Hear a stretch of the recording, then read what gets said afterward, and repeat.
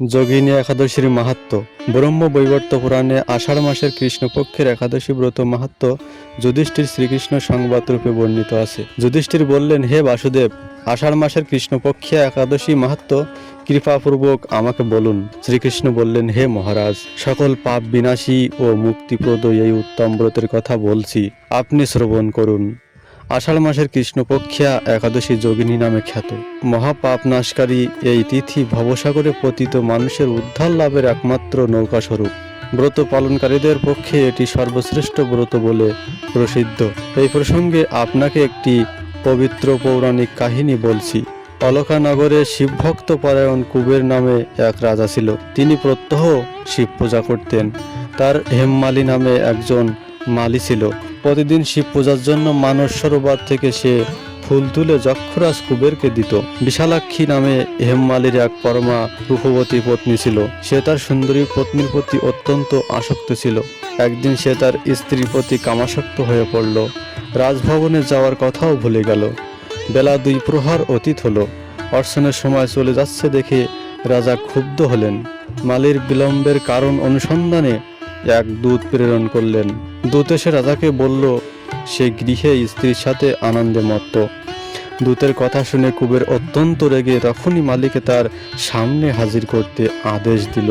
এদিকে মালী কুবেরের পূজার সময় অতিবাহিত হয়েছে বুঝতে পেরে অত্যন্ত ভয় পেল। তাই স্নান না করেই সে রাজার কাছে উপস্থিত হলো। তাকে দেখামাত্র রাজা ক্রোধবশে চোখ রাঙিয়ে বললেন, রে পাপিষ্ঠ দুরাচার, তুই দেব পূজার পুষ্প আনতে অবজ্ঞা করেছিস, তাই আমি তোকে অভিশাপ দিচ্ছি। তুই শ্বেত কুষ্ঠগ্রস্ত হয়ে যা এবং তোর প্রিয়তমা ভার্যার সাথে তোর চিরবিয়োগ সংগঠিত হোক। রে নিজ, তুই এখনই এই স্থান থেকে ভ্রষ্ট হয়ে অধোগতি লাভ কর। কুবেরের এই অভিশাপে হেমমালী পত্নীর সাথে স্বর্গভ্রষ্ট হয়ে দীর্ঘকাল যাবৎ কুষ্ঠরোগ ভোগ করতে লাগলো। রোগের যন্ত্রণায় দিন অথবা রাত্রে কখনোই সে সুখ পেত না। এভাবে শীত গ্রীষ্মে প্রচণ্ড বেদনায় বহু কষ্টে সে জীবনযাপন করতে লাগলো। কিন্তু দীর্ঘদিন মহাদেবের অর্চনের ফুল সংগ্রহের স্বীকৃতি ফলে সে শাপগ্রস্ত হয়েও বৈকুণ্ঠ শ্রেষ্ঠ শিবের বিস্ময় কখনো হননি।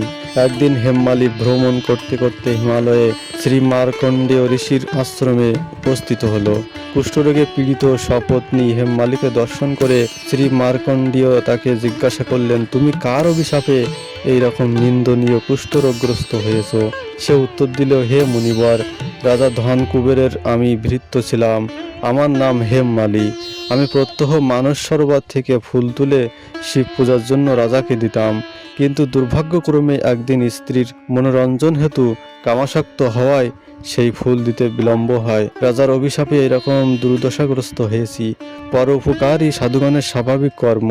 হে ঋষিশ্রেষ্ঠ, আমি অত্যন্ত অপরাধী, কৃপা করে আমার প্রতি প্রসন্ন হন। তখন দয়াদ্রচিত্ত মার্কণ্ডেয় মুনি বললেন, হে মালী, তোমার মঙ্গলের জন্য শুভফল প্রদানকারী এক ব্রতের উপদেশ করছি।